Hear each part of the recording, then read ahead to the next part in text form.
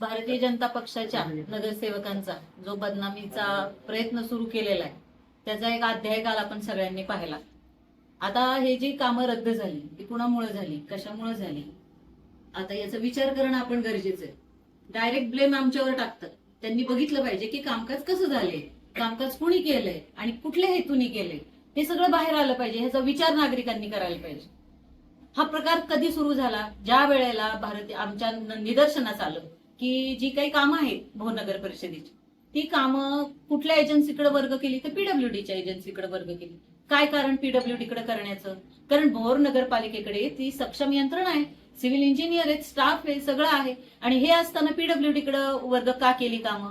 असं आम्ही गेल्यानंतर त्याचं शुद्धीपत्रक काढण्यात आलं, ते परत नगर परिषदेकडे वर्ग करण्यात आलं. आता हे झाल्यानंतर आम्ही त्याचे ठराव, त्याचे प्रस्ताव सगळी मागणी केली, ते देण्याची आम्हाला टाळाटाळ केली. बाकी बाहेरच्या येणाऱ्या माणसाला एका दिवसात अर्ज न देता कागदपत्र देतात आणि नगर परिषदेमध्ये नगरसेवकांना 10 वेळा मागणी करून सुद्धा कागदपत्र दिली जात नाहीत. जी कामांची आहेत, ठरावांची आहेत, ती आम्ही मागितली, ती दिली नाहीत. एक दिवस आम्ही सीओ साहेबांच्या केबिन मध्ये बसलो, तेव्हा कुठं आम्हाला ती मिळाली. ती मिळाल्यानंतर जे लक्षात आलं की आचारसंहितेच्या काळातलं काम आहे. आचारसंहितेच्या काळामध्ये जी आचारसंहिता लागू असते त्या नियमानुसार मीटिंग घेता येते का, ठराव घेता येतो का? बघा तुम्ही, ही काही नगरपालिका आहे, हे काही माझं घर नाही. माझ्या मनात आलं हिथं कुठे टुकली, माझ्या मनात आलं तिथं कुठे टुकली उद्या, असं नाही करतायत. ही नगरपालिका आहे, ती एखाद्या कायद्यानुसार चालते, त्याचं नियमाचं पुस्तक आहे, त्याच्यातल्या सगळ्या प्रोसिजर प्रमाणे कारवाई करून मग ते काम होतं. शासनाचा पैसा हा काय माझ्या तुमच्या खिशातला पैसा नाही. हा शासनाचा नगरपालिकेतले लोक जे टॅक्स भरून पैसा माणूस टॅक्स भरतो तो पैसा आहे, तो शासन निधी आपल्याला खर्च करायचा आहे, तो योग्य त्या ठिकाणी पडला पाहिजे, योग्य त्या पद्धतीने पडला पाहिजे, याची काळजी घेण्याचं काम आमचं आहे. आणि जिथं चूक होईल तिथं बोलण्याचं काम आमचं आहे, ते आम्ही करणार. आम्हाला आमचं ते काम आहे. नगरपालिका आमच्या नागरिकांनी आम्हाला त्याच्यासाठी निवडून दिले की हे जे चाललंय ते बरोबर चाललंय का चूक चाललंय हे करणं, ही काही चूक आहे का आमची? जे चूक आहे, आणि हे म्हणतात छोट्या छोट्या चुका, हे छोट्या चुका आहेत. आचारसंहिते काळातली मिटिंग घ्यायची काय कारण? तुम्हाला आचारसंहिता काळात मिटिंग घ्यायची तर तुम्ही का नाही निवडणूक आयोगाची पूर्व परवानगी घेतली? घ्यायला पाहिजे ना. हे नियम तुम्हाला माहिती नाहीत का? हे सगळे बनावट आणि खोटे ठराव आहेत. या मिटिंगा खोट्या आहेत आणि एक खोटं लपवण्यासाठी दुसरं खोटं केलेलं जाते. या खोट्यावर खोट्याचं आम्ही उघडं केलं म्हणून आम्हाला ह्याच्यामध्ये हे करतात की आम्ही विकास कामांना विरोध करतो. विकास कामांना विरोध करायचा प्रश्न येतो कुठं? विकास कामं करा ना. विकास कामं करण्यासाठी एवढे वर्ष विकास कामं केली कुणी? आदरणीय दादांच्या माध्यमातून या नगरपालिकेमध्ये काम झालेलं आहे.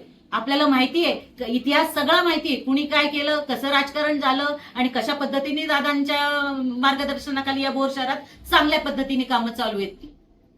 हा विकासाला विरोधाचा प्रश्न नाही. हे तुम्ही बेकायदेशीर कामकाज करताय. कशासाठी करताय हे बेकायदेशीर कामकाज?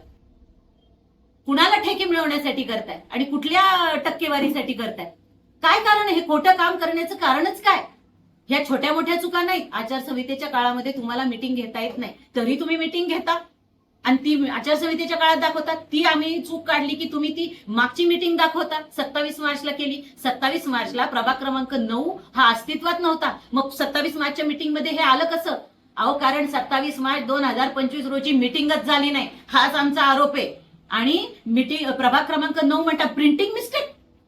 अरे, एकदा प्रिंटिंग मिस्टेक होईल, दोनदा प्रिंटिंग मिस्टेक होईल, 10-15 वेळा प्रिंटिंग मिस्टेक होते का? आणि प्रभाग क्रमांक 9च का आला? मग 11 का नाही आला? 12 का नाही आला? हे जाणीवपूर्वक मुख्याधिकारी, प्रशासन आणि नगराध्यक्ष, विद्यमान नगराध्यक्ष यांनी मिळून केलेलं कामकाज आहे. हे बनावट आणि खोटं कामकाज आहे. ते खोटं कामकाज रेकॉर्डवर आणण्याचं, त्याच्यावरती बोट दाखवण्याचं आमचं काम आहे, ते आम्ही केलेलं आहे. आम्ही विकास कामांना विरोध करत नाही. आम्ही विकास कामं करण्यासाठी बांधील आहोत. आणि तुम्ही चंद्रकांत दादांवरती बोलता. तुमची पात्रता आहे का चंद्रकांत दादांवरती बोलण्याची? चंद्रकांत दादा या मतदारसंघाचे लोकप्रतिनिधी होते आणि ते असताना त्यांनी वाघजाई मंदिरामध्ये जवळजवळ 1.5 कोटी रुपयाचा निधी टाकला. तुमच्या नेत्याच्या खासदार आहेत ज्यांच्यासाठी आम्ही पळू काम केलं, त्यांनी भोरसाठी काय केलं? भोरसाठी किती निधी टाकला? याचं कुणी याची ऑडिट कुणी करायचं याचं? त्याच्याबद्दल तुम्ही काय बोलत नाही आणि तुम्ही चंद्रकांत दादांवरती आक्षेप घेता. अरे, एखादं चुकीचं कामकाज झालं, ते आज उच्च तंत्र शिक्षण मंत्री आहेत, पुणे जिल्ह्याचे सहपालक मंत्री आहेत, आमचे नेते आहेत, आम्हाला आढळलं आम्ही त्यांच्याकडे जाणार, आम्ही त्यांना सांगणार. आम्ही जिल्हाधिकाऱ्यांकडे जो तक्रारी अर्ज केला त्याची प्रत दादांना दाखवली. हे बेकायदेशीर कामकाज, खोटं कामकाज त्यांच्या निदर्शनाला आलं. त्यामुळे त्यांनी जिल्हाधिकाऱ्यांना पुढील कारवाई करण्याचे आदेश दिले. याच्यात चुकीचं काय केलं? तुम्ही कसं पण प्रशासन चालवाल का? आणि तुम्ही प्रशासनाला हाताला धरून उलटी पालटी कामं कराल का? आणि तुम्ही काहीतरी उलट पालट काम करायचं, आम्हाला मोगल म्हणायचं. इतिहास बघा ना भोर शहरातला. वाघजाई मंदिर क वर्ग देवस्थान, कुणी त्याला मंजुरी दिली? कुणी त्यांना काम करून आणलं? अंबाबाई माता मंदिर देवस्थान, त्या जागेचा प्रश्न म्हणजे अंबाबाई माता मंदिर देवस्थानला नगरपालिकेची जागा मिळवून देण्यात संग्रामदादांचा पुढाकार होता. किती कामं केलीत मंदिरांची. भोर तालुक्यातल्या तर असंख्य मंदिरांची सभागृह बांधून दिलीत.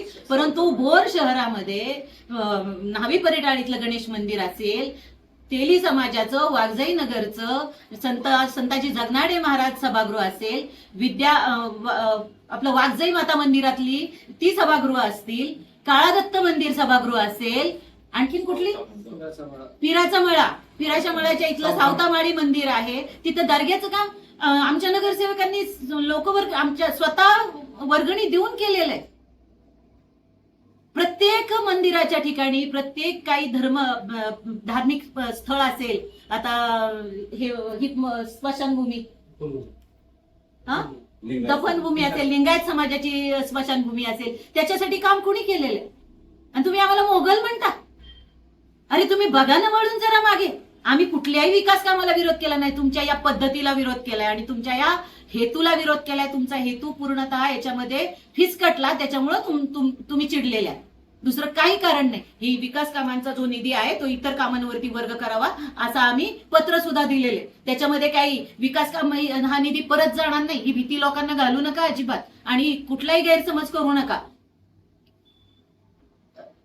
कुठल्या बाबतीत बोलायचं? हा, आता राहिला रिटेनिंग वॉलचा विषय. रिटेनिंग वॉलचा विषय तुम्ही म्हणता की आम्ही विरोध केला. तिथं रस्त्याचा पहिल्यांदा पद्मावती वस्तीत जाऊन बघा, सगळे रस्ते हे मागच्या काळात झालेले. आणि हा रस्त्याचा विषय आहे, रस्त्याची मागणी आहे तिथल्या लोकांची. हा रस्ता होणं गरजेचं आहे. तो कॉन्ट्रॅक्टर पळून गेलाय, त्याला आम्ही म्हणतोय आणा आणि ते काम चालू करा. ते काम तुम्ही करत नाही. तो जो निकृष्ट दर्जाचं काम करतोय त्याला आम्ही आक्षेप घेतोय की त्याच्याकडनं चांगल्या क्वालिटीचं काम करून घ्या, त्याला बोलवा आणि काम चालू करा. किती वेळा आपण सांगितलं? 6-7 वेळा त्यांना बोलवलेले की त्या कॉन्ट्रॅक्टरला बोलवा आणि रस्त्याचं काम पूर्ण करून घ्या. ते तुम्ही तसंच रखडून ठेवलंय आणि तिथं काय मुरुम टाकलंय त्या रस्त्यावर. ज्या स्पेसिफिकेशन प्रमाणे, टेंडरच्या स्पेसिफिकेशन प्रमाणे काम करा असा आग्रह धरणं म्हणजे विकास कामांना विरोध आहे का? रिटेनिंग वॉलचा विषय तुम्ही म्हणता, रिटेनिंग वॉल पूर रेषेच्या याच्यात येते, त्याला तुमचं इरिगेशन असेल, नंतर हरित लवादे, भरपूर प्रश्न आहेत. पण ते प्रश्न सुद्धा बाजूला ठेवले. ज्या वेळेला स्मशानभूमीचं काम आलं त्यावेळेला सुद्धा हे सगळे प्रश्न उभे राहिले होते. पण लोकांचं काम आहे, लोकांच्या गरजेचं काम आहे, महत्वाचं काम आहे, याच्यासाठी संग्रामदादांनी हे काम लोकवर्गणीतनं मार्गी लावलं. CSR फंड तिथं टाकला. लोकवर्गणीतनं करा ना रिटेनिंग वॉलचं काम. आम्ही पण देतो आमचं कॉन्ट्रीब्युशन, करा ना. कोण नाही म्हणते? विकास कामांना विरोध नाही, परंतु शासकीय फंड तिथं टाकता येत नाही किंवा ज्या पद्धतीने तुम्ही टाकताय ती चुकीची पद्धत आहे. तुम्ही विश्वासात घेऊन काम करायला पाहिजे. तुम्ही बारामतीला जा आणि नटरंग प्रतिष्ठानला विचारा, नटरंग याला काम किती त्यांचं अडकलं सगळ्या ह्याच्यामध्ये. कारण बारामतीला जाऊन ते विचारून घ्या, तुम्ही पण लोकांनी विचारून घ्या. नटरंग प्रतिष्ठानचं काम होतं, नाट्यगृहाचं काम होतं मला वाटतं ते, नटराज नाट्यगृह. अशा पद्धतीनं चुकीनं बेकायदेशीर कामकाज जर होत असेल तर त्याच्यावरती आम्ही आवाज उठवणार आणि आम्ही बेकायदेशीर कामकाज करू देणार नाही. आम्ही आधीही सांगितलंय, आताही सांगतो. उगीच कुणीतरी यायचं आणि धमक्या द्यायचा, आम्ही असं हे करून आम्ही असं होऊ देणार नाही, तसं होऊ देणार नाही. कायदेशीर काम करा ना तुम्ही, विश्वासात घेऊन काम करा. विश्वासात घेऊन एकमेकांच्या नागरिकांच्या प्रश्नांसाठी आपण एकत्र येऊन काम करू शकतो. तसं काम तुम्हाला करायचं नाही आणि तुम्हाला जी मनमानी करायची, जे बेकायदेशीर कामकाज करायचे त्याला 100% विरोध होणार. आणि ते जे काही तुम्ही चुका, जो काही गफला तुम्ही करणार तो आम्ही बाहेर चव्हाट्यावरती आणणार. आता ज्या निविदांना स्थगिती मिळाली आहे त्या निविदांमध्ये जवळपास 8 कोटी रुपयाचं काम त्याच्यात आहे. म्हणजे 8 आणि 5 13 कोटी रुपये जवळपास गेले. म्हणजे जर 42 ते म्हणतायत, पण माझ्या माहितीप्रमाणे 32च कोटी रुपये आहेत. 32 मधून जर 12च कोटी रुपये जवळपास जर खर्च दिसतोय, तो 20 कोटी रुपये हा निधी कुठं आहे, हा आता आपल्याला विकास शोधावा लागेल की नेमका कुठं आहे. आता राहिला प्रश्न की विकासाच्या मुद्द्याला हे सगळे विरोध करतायत. काही कोणी विकासाच्या मुद्द्याला विरोध करत आहेत. हे सगळे नगरसेवक जे निवडून आलेले आहेत, हे विकास कामं करण्यासाठी निवडून आलेले आहेत. मला सांगा, ह्याच्या मागच्या बॉडीमध्ये ह्या सगळ्यांनी कामं केली म्हणूनच ह्यांना ह्या पुण्यांदा लोकांनी संधी दिली आहे, मतदान केलेलं आहे. हे जर नगरसेवक जर त्या पद्धतीचे नसते, त्यांनी जर कामं केली नसती, तर जनतेने त्यांना स्वीकारलं नसतं. आज जनतेने यांना स्वीकारलंय, याचा अर्थ असा की या लोकांनी पूर्वीच्या काळामध्ये कामं केलेली होती. माझ्या स्वर्गीय मिसेस आशा शिंदे सुद्धा मागच्या बॉडीमध्ये नगरसेविका होत्या. संग्रामदादांच्या मार्गदर्शनाखाली सर्व शेतकरी, बेलकेवाडी असेल, भुयाळी असेल, लागोबाळी असेल, आधी मंगळवारपेठ असेल, इथल्या सर्व शेतकऱ्यांच्या सहकार्याने धनगर वस्ती बांधवापर्यंतचा रस्ता आम्ही नेला. आज संजयनगरला इकडनं पाण्याच्या टाकीपासून जाणारे रस्ते जोडले. संजयनगरमध्ये असंख्य रस्ते, विद्यानगर असेल, वागजयनगर असेल, ड्रेनेज लाईन असतील, ह्या सगळ्या केल्या. आज महाड नाक्यापासून ते वरती जाण्यापर्यंत दुतर्फा साईडची जी गटर बनवलेली आहे, जवळपास 1 कोटी 1.5 कोटी रुपयाची गटर आम्ही बनवलेली आहे. ती एक सिंगल गाडी तिथून जात होती. विकास केलाच नाही तुम्ही म्हणताय, आणि आता जर तुम्ही विकास केला म्हणताय, तर ह्याच्यात दिसतात ते फक्त 12 कोटी रुपयाची कामं दिसत आहेत. बाकीचे 20 कोटी रुपये कुठे आहेत? आणि जर विकासाचा एवढा पुळका आहे तुम्हाला, जर तुम्ही विकास विकास विकास सांगताय, आमचा पण विकास आता परवा गेला होता, गावला आता तो काल परवा. दुसरा मुद्दा असा आहे विकासाचा की त्या नमो उद्यानचं काम, मला प्रामुख्याने पत्रकार बंधू तुम्हाला सांगायचंय की नमो उद्यानचं जे काम आहे, सुमारे 75 लाख रुपयाची मंजुरी आहे. 2 महिन्यापूर्वी त्याचं टेंडर झालंय. विकास विकास म्हणतोय ना, हे विकास नाहीये का? पण जर नमो उद्यानचं काम झालं, त्याचं जर टेंडर झाले 2 महिन्यापूर्वी, तर का त्याची वर्क ऑर्डर निघत नाहीये? का ठेकेदार नेमला जात नाहीये? तर तो ठेकेदार जो आहे तो त्यांच्या मर्जीतला नाहीये. हा सगळ्यात महत्वाचा मुद्दा आहे. ज्या ठेकेदाराला ते काम बसतंय, त्या ठेकेदाराला धमकावलं जातंय, आणि आमच्या मर्जीतलाच ठेकेदार बसावा म्हणून ते परत आता टेंडरच्या मागे त्याचे पैसे परत जाण्याच्या मार्गावर आहेत. आज मला सांगा, विकास म्हणून तुम्ही सांगताय, तर हे 75 लाख रुपये माघारी जाते, ते विकासातले नाही आहेत का? ह्याच्यातून हे जर नमो उद्यानचं काम झालं, तर काय भाजपच्या नगरसेवकांचंच फक्त नाव होणार आहे? बाकीच्यांचं कोणाचं नाव होणार नाहीये का? दुसरा मुद्दा असा आहे की आज तिथली कमान आहे, राजवाड्यातली आपली कमान आहे. अहो काय आता बोलायचं, तर म्हणजे हसण्यासारख्या काही गोष्टी आहेत की लिहून ठेवायला लागतं किती घालेन काय केले. म्हणजे 49,000 रुपयाचं झुंबर लावलंय, राजवाड्याला नसेल एखाद्या. 65,000 रुपयाचे मोटर्स तुम्ही दिलेत तिथं. त्याचं जर साधं बिलिंग चांगल्या कंपनीच्या पद्धतीचं काढायला गेलं तर 8-9 हजार रुपयाला एक मोटर मिळते. 2 मोटर तुम्ही बसेल 65,000 रुपये. मग आता जो हा नेमका विकास करायचा म्हणतोय आपण, विकासाचं काम चाललंय, हा विकास नेमका कोणाचा करायचा आहे? जे काही मोजकी 4 माणसं आहेत त्यांचं सक्षमीकरण करायचंय का समाजाचा विकास करायचा आहे? मला तर वाटत नाही याच्यात काय भोर शहराचा विकास आहे. भोर शहराचा विकास जर करायचा असला असतं तर 75 लाख रुपयाचं काम नसतं थांबलं का? थांबलं असतं. मला ह्या प्रामुख्याने काही गोष्टी सांगायच्या. राजवाडा कमानीचं तुम्हाला सांगितलं की आता त्याच्यात एवढा मोठ्या प्रमाणात भ्रष्टाचार झाला आहे. अजून एक हाईट तुम्हाला मला सांगायची, कामं केलीच पाहिजेत, सगळीजण निवडून आलेत कामं करण्यासाठी झाले. हाईट एक गोष्टीची सांगायची की एक तर तुम्ही ठराव बेकायदेशीर केले. बेकायदेशीर ठराव ते केले तुम्ही आचारसंहितेच्या काळात केले. आचारसंहितेच्या काळामध्ये कोणताही ठराव घ्यायचा नसतो, आणि जर कुठला ठराव घ्यायचा असेल तर कलेक्टर महोदयांना त्याची कल्पना द्यायची असते, आणि ते सुद्धा अशाच ठरावांना मान्यता देतात की जे अत्यावश्यक आहेत. ह्या गोष्टींचे तुम्ही अति घाईघाईने तुम्ही ठराव घेतले. बरं, ठराव घेतले म्हणजे किती घेतले? 131 ठराव एका दिवसामध्ये घेतलेत. म्हणजे अख्ख्या 5 वर्षाचं काम ह्या सक्षम बॉडीनी, ह्या 4-5 जणांच्या सक्षम बॉडीनी नसताना फक्त एका दिवसात 131 ठराव घेतले त्यांनी प्रशासनाच्या काळात. त्यावेळेस काही नेते मंडळी शहराचे अध्यक्ष होते, बॉडी तर प्रस्तावित नव्हती. त्यांनी ते ठराव एका दिवसात घेतले. एका दिवसात 131 ठराव. मला वाटतं भारताच्या इतिहासातला ही पहिली बोर नगरपालिका असं परिषद असेल की तिथं 131 ठराव गायगाईने घेतले, आणि ते गायगाईने घेऊन त्याच्यावर दबाव टाकून तिथं स्वतःचे ठेकेदार घुसवून स्वतः कामं करतायत आज ते. मग हे आर्थिक सक्षमीकरण, आर्थिक विकास जो आहे हे मोजक्या 4 जणांचा चाललाय की भोर शहराचा चाललाय? यातला कुठलाही माणूस भोर शहराच्या विकासाच्या आड येणारा नाही. मी एक शहराध्यक्ष म्हणून सांगतो, कालच माझी नियुक्ती झाली, किंवा यातला कुठलाही नगराध्यक्ष असेल, उपनगराध्यक्ष असतील, गटनेते असतील, नगरसेवक असतील, हे कुठलेही नगरसेवक विकासाच्या आड येणारे नाहीत. बेकायदेशीर पद्धतीने काम झालेलं आहे. आज मला सांगा, जर निवडणूक काळामध्ये, आपण पत्रकार म्हणतो आहोत, निवडणूक काळामध्ये आचारसंहिता लागल्याच्या नंतर साध्यातल्या साध्या बोर्डला सुद्धा आपण पेपर किंवा कागदाने त्याला झाकून टाकतो, बरोबर की नाही? जसं निवडणुकीच्या काळामध्ये, आचारसंहितेच्या काळामध्ये पैसे वाटणं किंवा मतदारांना बोलवणं हे जेवढं चुकीचं आहे, तेवढंच त्या काळामध्ये ठराव करून लोकांना त्याच्या प्रिंट दाखवून मतदान मागणं हे पण तेवढंच चुकीचं आहे. माझी निवडणूक आयोगाकडे मी आता दाखल करतोयच आहे की मग ह्यांचं सदस्यत्व का रद्द होऊ नये, का रद्द होऊ नये? आता परत उद्या ते म्हणतील की आता हे हरलेत पडलेत म्हणून एवढं सगळं आकांड तांडव चाललंय. आम्ही निवडणुका समाजकार्यासाठी लढतो, आर्थिक सक्षमीकरणासाठी लढत नाही. आणि आर्थिक सक्षमीकरण करायचं असतं तर आमच्या मागच्या इतिहासात जाऊन बघा. आम्ही या सगळ्या गोष्टी लोकांच्या भागवण्यासाठीच्या काय वैयक्तिक खर्च करून वार्डमध्ये कामं केलेली आहेत. आम्ही काय उपकार केले नाही, समाजाने निवडून दिलं म्हणून आम्ही हे सगळं करत आलो. परंतु ह्या सगळ्या गोष्टी करत असताना का या प्रतिनिधींवर कारवाई होऊ शकत नाही?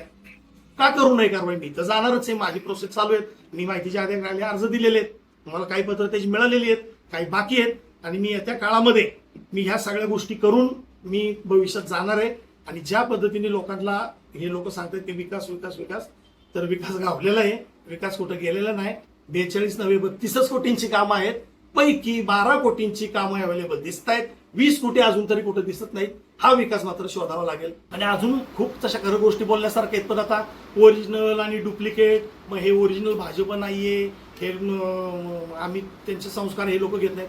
मला सांगा, कोणी काही जन्मताना काय घड्याळ आणि काय हाताचा पंजा आणि काय धनुष्यबाण आणि कमळ घेऊन येत नाही. हा प्रत्येकाच्या स्वभावाला पटण्याचा विषय आहे. आज आमचे आदरणीय नेते आनंद संग्रामदादा थोपटे साहेब हे भाजपमध्ये गेलेले आहेत आणि आम्ही त्यांचे सर्व असंख्य कार्यकर्ते, नगरसेवक, नगरसेविका हे भाजप पक्षावर प्रेरित होऊन आम्ही पक्षामध्ये गेलेलो आहे. ह्याच्यात ओरिजिनल आणि डुप्लिकेटचा काय प्रश्नच येत नाही. शेवटी ज्याच्या मनाला वाटेल, आज मला सांगा, हे आपल्याला व्यक्ती स्वतंत्र आहे, आपण कुठल्या पक्षाचं काम करायचं आणि कुठल्या नाही केल्याचं. बरं, हे सांगतात कोण? जे ऑलरेडी इकडनं तिकडनं इकडं. आता सकाळी या टेबलवर, दुपारी टेबलवर. खरंच फार राजकारणाचा बोजबारा झालेला आहे. अधिकचं काही मला बोलूशी वाटत नाही, परंतु ह्या एवढ्या 4 मुद्द्यांवर मी बोललेलो आहे आणि आपण सगळेजण उपस्थित राहिले त्याबद्दल आपल्या सर्वांचे आभार. नमस्कार, मी प्रशांत जाधव, भोर नगरपालिकेचा स्वीकृत नगरसेवक. आदरणीय संग्रामदादा थोपटे यांच्या माध्यमातून चालू वर्षात मला स्वीकृत नगरसेवक पदावर काम करण्याची संधी दादांच्या माध्यमातून मिळाली. ही संधी भेटत असताना पहिल्याच जनरल बॉडीमध्ये माझ्यासारखा सर्वसामान्य कार्यकर्त्यांनी तिथं मुद्दा मांडला की बाबा, जो वृक्षकर आपण भोर नगरपालिकेच्या माध्यमातून गोळा करू, त्या वृक्षकाराचं आपण नक्की कशा पद्धतीने नियोजन करतो. तर त्यावरती म्हणजे एवढा सेन्सिटिव्ह मुद्दा मी त्यावेळी मांडून त्यातून वृक्ष आपल्या भोरमध्ये लागवडीस लागले गेले पाहिजे किंवा चांगल्या पद्धतीने आपलं भोर हरित झालं पाहिजे, यासारखा एक साधा मुद्दा माझ्यासारख्या सर्वसामान्य कार्यकर्त्यांनी मांडला. त्यानंतर दुसरा मुद्दा, मागील काही दिवसांमध्ये आमच्या शिक्षण मंडळाचे माध्यमातून आम्ही तिथं उपस्थित करण्याचा प्रयत्न केला की बाबा, ज्या आपल्या भोर नगरपालिकेच्या 3 शाळा आहेत, त्या 3 शाळांमध्ये सर्वसामान्य कुटुंबातील मुलं शिक्षण घेतात. गोरगरिबांचे ज्यांच्या हातावर पोट आहेत असे सर्वसामान्य मुलं तिथं शिक्षण घेत असताना एक समर कॅम्प सारखा एक चांगला प्रपोजल किंवा चांगला एक प्रोजेक्ट आम्ही तिथं सादर केला आणि त्याचा भरपूर प्रमाणात पाठपुरावा पण केला. मान्य सगळ्यांकडेच प्रशासकीय अधिकारी असतील किंवा मान्य जे प्रमुख असतील त्यांच्याकडे सगळ्यांकडे तो प्रस्ताव मांडताना सुद्धा एवढा सुद्धा चांगला प्रोजेक्ट आम्ही तिथं मांडला असताना त्यांनी कुठल्या कारणाने तो रिजेक्ट केला ह्याचं उत्तर आजपर्यंत मला व आमच्या सर्व भारतीय जनता पार्टीच्या नगरसेवकांना मिळालं. आणि काही लोक म्हणतात की बाबा स्वीकृत सदस्यांना काही अधिकार नसतो, पण ठीक आहे, अधिकार नसतो, पण आज जनतेचे प्रश्न सोडवण्यासाठी छोटे मोठे मुद्दे माझ्यासारखा सर्वसामान्य कुटुंबातला मुलगा असेल, आमचे सहकारी तोसीफ असतील, आदरणीय संग्रामदादा थोपटे यांच्या माध्यमातून 2 गरीब घरातील मुलांना संधी तिथं दिलेली आहे. आणि टीकाकारांना काय फार बोलणार नाही, पण आमच्या नेत्यांबद्दल एवढंच मी सांगेन की बाबा, त्यांनी जो आमच्यावर विश्वास दाखवलाय माझ्यावर आणि माझ्या सहकाऱ्यांवर, आम्ही नक्कीच तो विश्वास चांगल्या पद्धतीने पार पडू व जो काय आमचा कार्यकाळ असेल त्या काळात आम्ही आमची दिलेली जबाबदारी चांगल्या पद्धतीने नेटाने तिथं व्यवस्थित मुद्दे मांडून समाजहितासाठी, भोरच्या विकासासाठी आम्ही आमचं कर्तव्य पार पाडू. धन्यवाद. नमस्कार, गणेश बाळू मोहिते, प्रभाग क्रमांक 7, नगरसेवक भोर, नगर परिषद भोर. काही नगरपालिकेचे मुद्दे मला आज तांत्रिक मुद्दे मांडायचे. पहिलीच आमची मला वाटते 23/2/2026 रोजी बजेटची मिटिंग झाली. त्या बजेटच्या मिटिंगमध्ये अंदाजकीय पत्रकाची मिटिंग आम्हाला कोणत्याही सभापतींना विश्वासात न घेता झाली. एकही सभापतीला कुठल्याही प्रकारची कल्पना न देता डायरेक्ट बजेटची मिटिंग लावण्यात आली. त्या बजेटच्या मिटिंगमध्ये आम्ही काही प्रश्न उपस्थित केले. आज 2 फेब्रुवारीमध्ये आम्ही ते उपस्थित केले होते.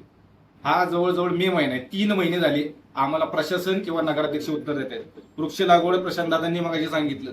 त्यांना विचारलं आम्ही की किती वृक्ष लावली, कोणत्या एरियात लावली. अध्यक्षांना सांगता नाही. अरे लावली की दादा, कुठं लावली, कोणत्या झाडी लावली, कोणत्या जातीची लावली आणि किती लावली, एकही उत्तर आज तागायत मिळलं नाही. खुल्या जमिनी नगरपालिकेची आम्ही मागणी केली की ज्या जमिनी आपल्या खुल्या आहेत नगरपालिकेच्या त्याची माहिती आम्हाला पुरवण्यात यावी. या जागा नगरपालिकेने ताब्यात घ्याव्या. कोणाचा ताबा असेल तो काढून घेऊ आपण. नाही दिली त्यांनी. त्यानंतर त्यांनी कर्मचारी वसाहतीचा मुद्दा उपस्थित केला होता आम्ही की कर्मचारी वसाहत जी आहे आपली जुन्या जेलपाशी, म्हणजे आताचे जे कोर्ट आहे, जे 1 नंबर शाळेचं काम चालू आहे, तिथं आपली कर्मचारी वसाहत आहे. काही कर्मचाऱ्यांनी तिथं जागा किंवा रूम टाळे ठोकून अडकवलेले आहेत. आपले कर्मचारी जे आता नगरपालिकेचे आहेत ते भाड्याने राहतात बाहेर. हा बुडीत कुणाचा आहे? तर आज जे भाडं बुडतंय ते कुणाचं बुडतंय? त्या लोकांच्या पेन्शन मधून कट करताय का तुम्ही? नाही करत आहे. मग जे कर्मचारी आता आहेत ते 3,000 रुपये भाड्याने बाहेर राहत आहेत. त्यांना जे 3,000 रुपये भाड्याचे नगरपालिकेला मिळेल तेही नाही. त्यानंतर MIDCचा मुद्दा आला. 6 महिन्यात MIDC करणार होते. आता नवनिर्वाचित आमदार जे निवडून आलेले आहेत त्यांचा शब्द होता 6 महिन्यात आम्ही MIDC आणू.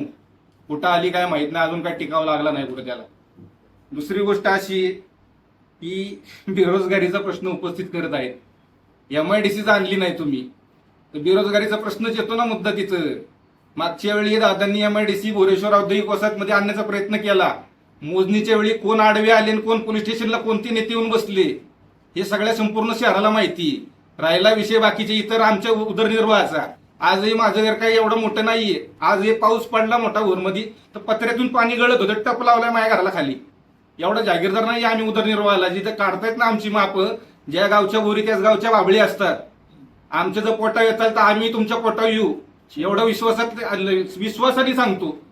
अंगाव आला तर शिंगाव घेतल्याशिवाय राहणार नाही. तेवढी धमक आमच्यात बी आहे. आम्ही शिवरायांचे मावळे आहोत.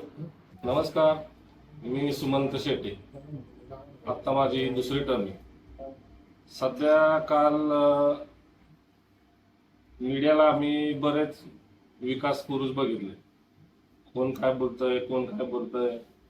कोण म्हणतंय दारू धंदे जिंकले, कोण म्हणतंय मटका धंदा जिंकला, विकास हरला.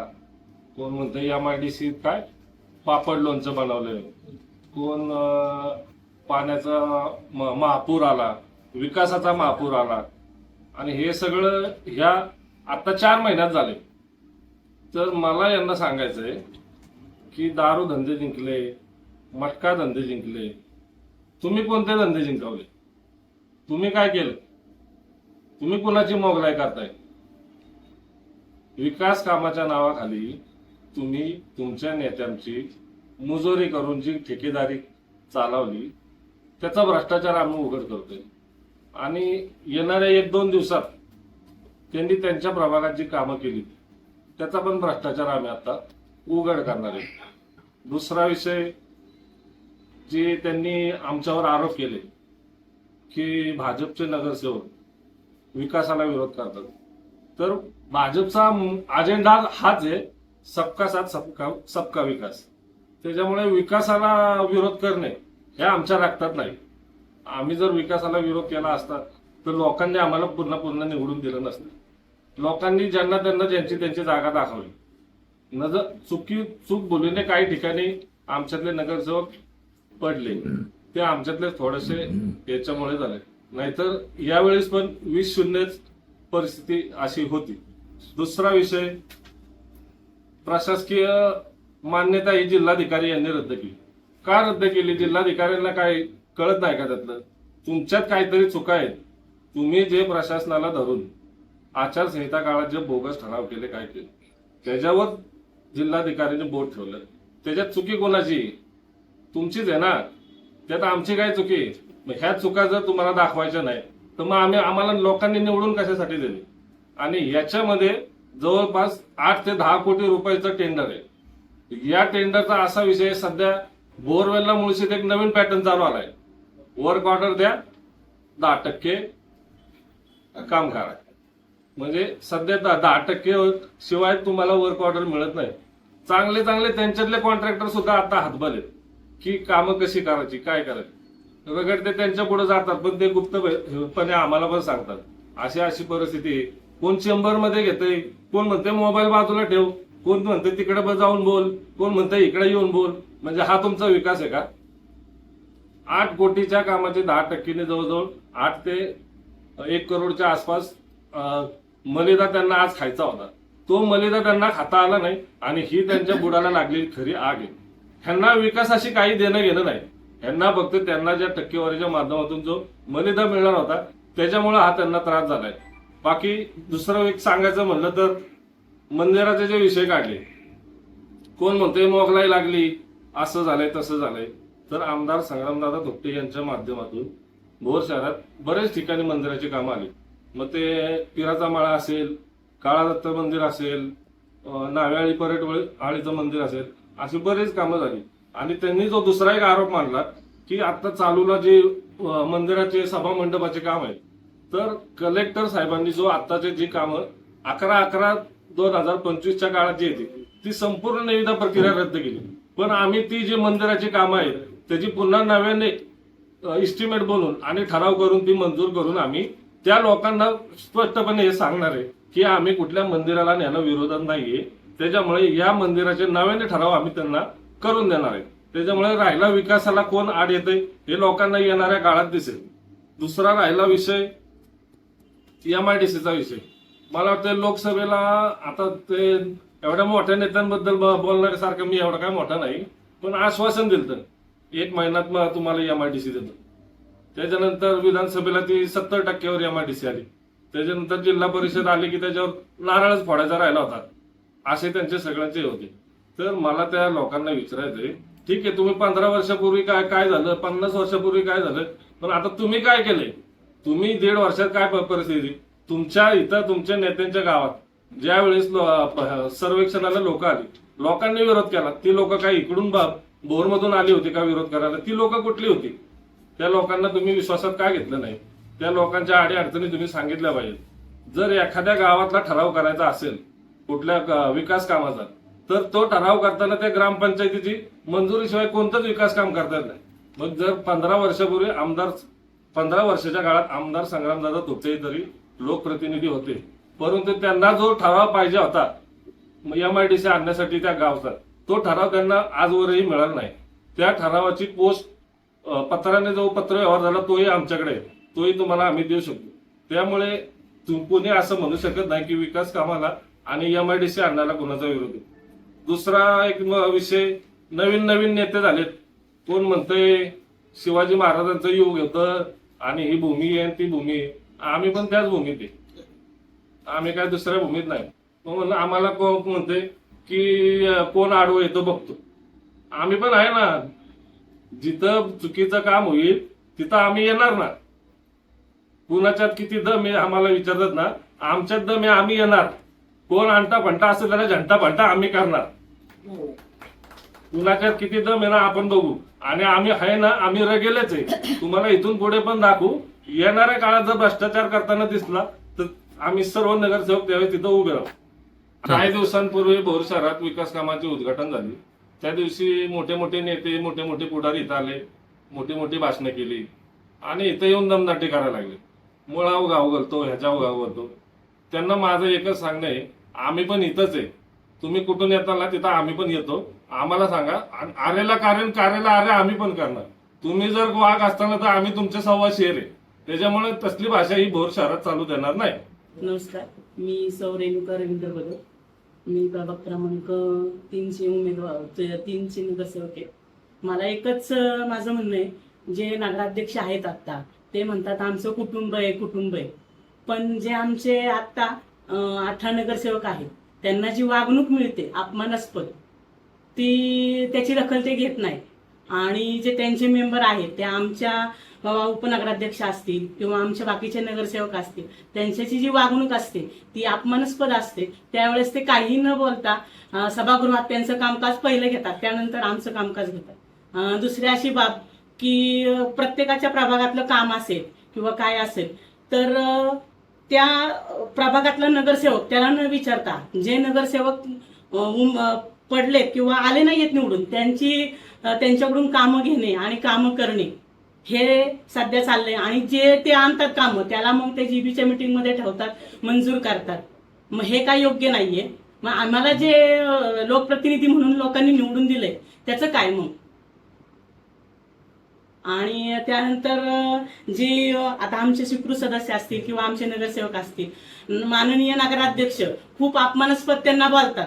इथून पुढं आम्ही महिला नगरसेवक कुणीही खपून घेणार नाही.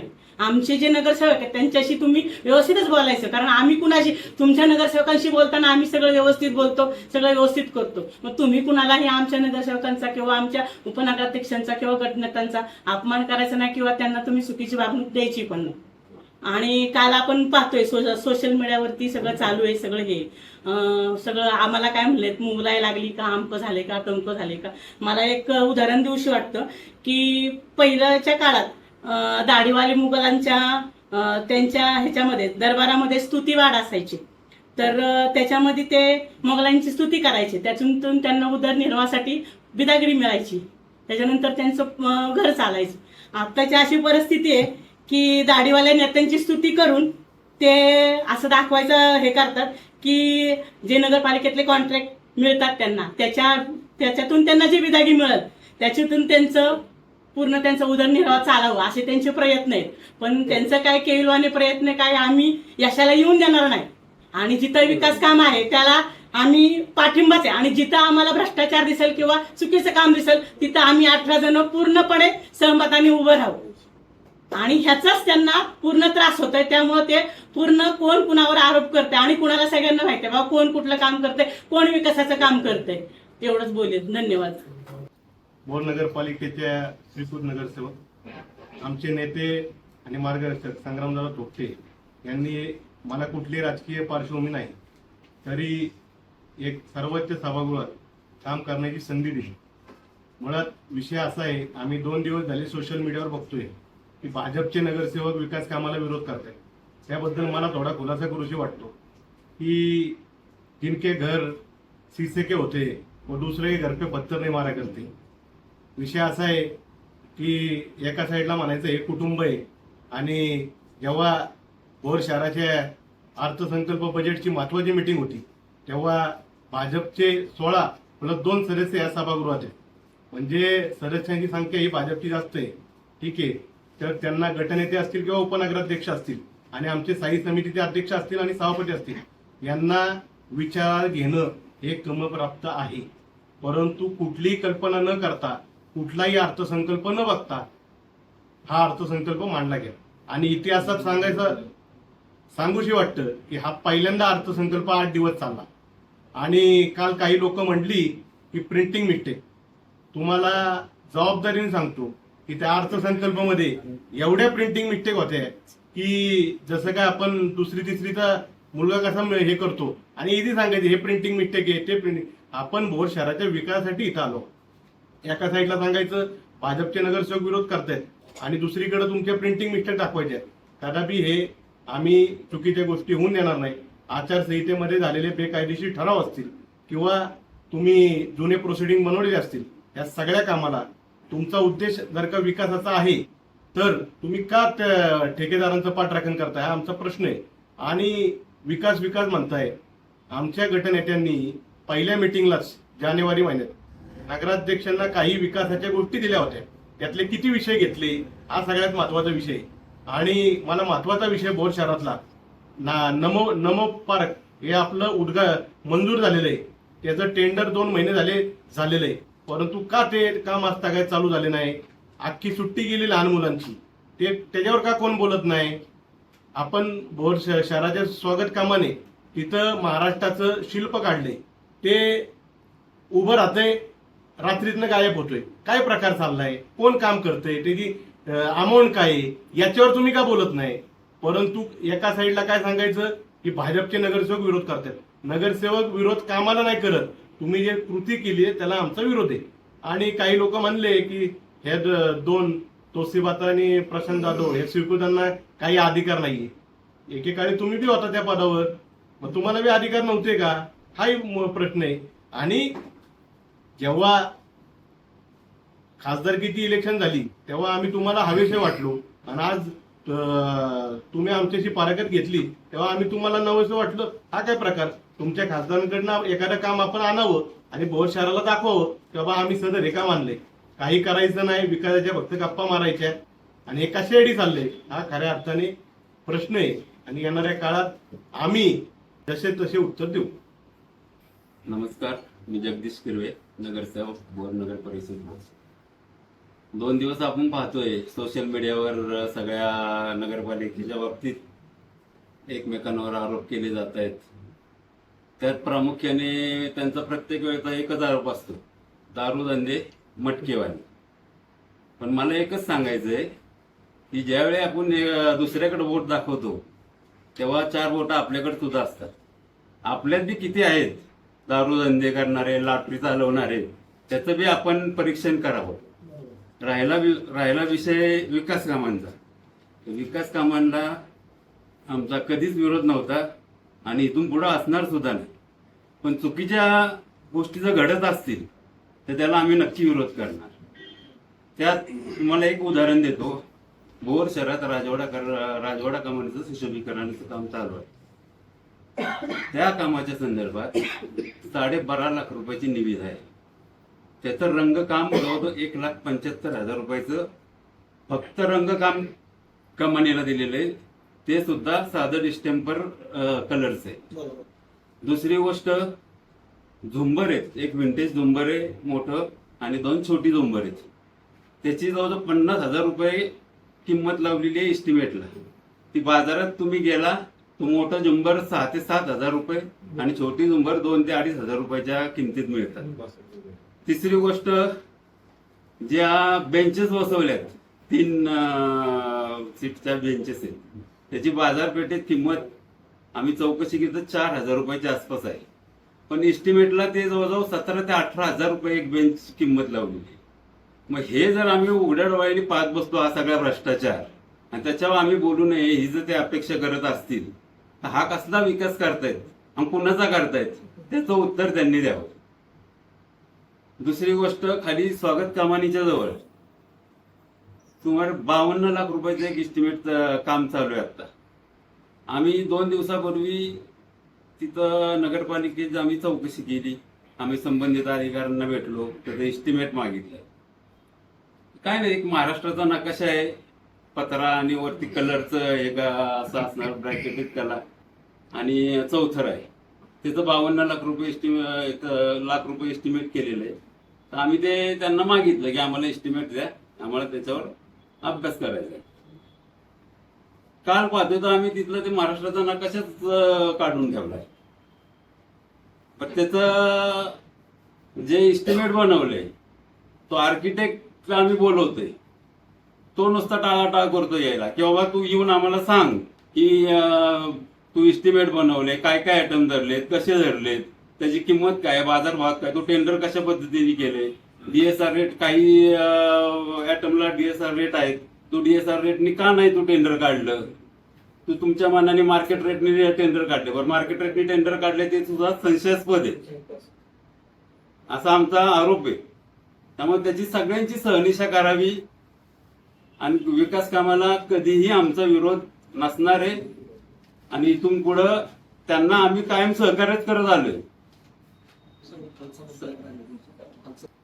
नमस्कार, प्रभाग क्रमांक 5 मधील नगरसेवक जयवंत शेट्टे बोलतोय. मला लोकांनी जे काही निवडून दिलेलं आहे ते लोकांच्या विकास कामासाठी निवडून दिलेले आहे. आता मध्यंतरी 21-25 दिवसापूर्वी पद्मावती वस्तीतली जी लोक आले होते त्यांच्या रस्त्याच्या कामासाठी, या कामाची सुरुवात नगरपालिकेच्या निवडणुकीच्या काळात तो निधी पडला होता. तर आता जवळजवळ 6 ते 7 महिने झाले. लोकांची अडचण ही आमची अडचण. ह्याच्यासाठी माझं एकच म्हणणं आहे, आता पावसाळा तोंडावरती आलेलं आहे. आज त्या लोकांना जवळजवळ 1.25 ते 1.5 किलोमीटर जावं यावं लागतं. त्या रोडचं जे काम काय केलेलं आहे, मध्ये 21-25 दिवसापूर्वी माझं नगरपालिकेचे सीओ साहेबांशी सुद्धा चर्चा झालेली 1-2 वेळा. तर त्यांना सुद्धा मी कल्पना दिली की सीओ साहेब, जो कोण ठेकेदार असेल त्याला बोलावून घ्या, अडचण काय आहे आपण त्याला विचारू. आज लोकांचा प्रतिनिधी आहे, लोकांनी मला विकासासाठी निवडून दिलेलं आहे आणि त्या लोकांसाठी भांडणं हे माझं मी पहिलं परम कर्तव्य समजतो. त्यांच्याशी बोलणं झालं, ह्याच्यानंतर 2-3 वेळा बोलणं झाल्यानंतर मध्यंतरी सर्व पद्मावतीचे लोक आले होते, फार बायका पोरांपासनं सर्वजण आले होते. त्या पोरांची व्यथा होती. नगरपालिकेच्या नगराध्यक्ष, नगरपालिका प्रशासन ह्यांना आम्ही सर्व जनतेच्या वतीने आम्ही स्वतः उभं राहून तिथे त्यांना निवेदन दिलेले की बाबा हे राहिलेलं काम आहे ते पूर्णत्वच झालं आलं पाहिजे. ह्याच्यात तो ठेकेदार काळा आहे का गोरा आहे आम्हाला कोणाला माहित नाही. आम्ही त्यांना निवेदन दिलेलं आहे, त्याचं आम्हाला काय अजून उत्तर मिळालेलं नाही. आणि राहिला विषय रिटर्निंग वॉलचा, आज त्या कामाची जी क्वालिटी झालेली आहे रस्त्याच्या, तर सीओ साहेब मला स्वतः बोलले की 4 इंच 3 इंच मुरमाची तिथं लोकांनी डिमांड केली. तर मला एकच म्हणायचं, ज्या वेळेस रस्त्याचं इस्टिमेट झालं त्यावेळेस जे नगरपालिकेचे इंजिनियर आहेत त्यांनी ते इस्टिमेट त्यांच्या हिशोबाने केलेलं आहे. तर ठेकेदाराला कुठलाही अधिकार नाही इथं की त्यांनी त्याच्या मानाने किंवा लोकांच्या सांगण्यावरनं तिथं मुरमाचं प्रमाण वाढावं. हे वाढवलेलं प्रमाण आमचं हे भाजपच्या सर्व नगरसेवकांचं म्हणणं आहे की कुठली कामं करा, विकास आणा, विकासाची कामं आणा, पैसे आणा, पण काम क्वालिटीचं झालं पाहिजे. हे ह्याच्यासाठी आमचं आहे ना त्यांना आम्ही पाठपुरावा करतो. रिटर्निंग वॉलचा हा जो मुद्दा नवीन काढलेला आहे ते कशासाठी काढलेलं आहे हे सगळी जनता जाणती आहे आणि लोकांना तिथल्या पद्मावतीचं सुद्धा सगळं माहिती आहे. आम्हाला हे माहिती आणि त्यांना सुद्धा माहिती आहे. आज त्या रोडचं जे निकृष्ट झालेलं काम आहे त्या कामाला झाकण्यासाठी त्यांनी ते रिटर्निंग वॉलचा मुद्दा तिथं काढलेला आहे. लोकांचं सुद्धा तिथलं म्हणणं आहे की रिटर्निंग वॉल लोक आम्हाला फक्त यायला जायला पावसाळ्यात चांगला रोड होऊ द्या. आणि माझी ही सांगणं आहे की त्यांनी त्या रोडचा मुद्दा ठेकेदाराला बोलवून काय त्याच्या त्रुटी असतील त्या बाजूला सारून तो रस्त्याचा मुद्दा पावसाळ्याच्या त्या लोकांच्या सोयी करून देऊन मार्गी लावा अशी मी विनंती करतो. काल जी पत्रकार परिषद झाली त्या पत्रकार परिषदेमध्ये काही जणांनी असं सांगितलं की भारतीय जनता पार्टीमध्ये नवीन भाजप आणि जुनी भाजप.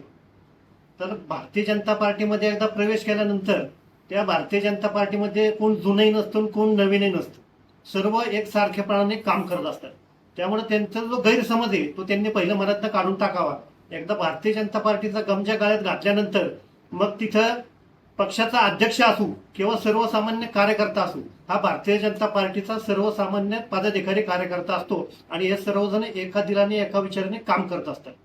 दुसरा एक विषय होता, जे आमचे नेते चंद्रकांतदादा पाटील पुणे जिल्ह्याचे सहपालक मंत्री आणि अनेक वर्ष भारतीय जनता पार्टीचं काम करणारे नेते, त्यांच्यावर काही बेछूट आरोप काही जणांनी केले. पण याचा विचार करण्यात त्यांच्यावर आरोप करण्याच्या अगोदर त्यांनी एक बोट चंद्रकांतदादांकडे केलं तेव्हा 4 बोटं आपल्याकडे होती, याचाही त्यांनी जरा विचार करायला पाहिजे होता. आज एवढ्या मोठ्या नेत्यावर आरोप करताना त्या नेत्यांनी त्या ह्याला स्थगिती का दिली ह्याचा विचार त्यांनी कधी केला का? आपलं उठसूट पत्रकार परिषद घेऊन त्यांच्यावर बेछूट आरोप करायचे आणि सांगायचं आम्ही या प्रसंगी रस्त्यावर उतरू, असा जर विचार असता तर आपण नगरपालिकेच्या वेळेला 17च्या 17 किंवा 20चे 20 नगरसेवक आपल्या पक्षाचे आपण का नाही दिले, ते उतरून मग आपण नगरपालिकेत आला असतात तर अजून चांगलं वाटलं असतं. पण आपण काही न करता फक्त मोठमोठ्या नेत्यांवर आरोप करत राहणे या गोष्टी चुकीच्या आहेत. आपण पूर्णपणे अभ्यास करावा आणि नंतरच आमच्या नेत्यांवर बोलावं.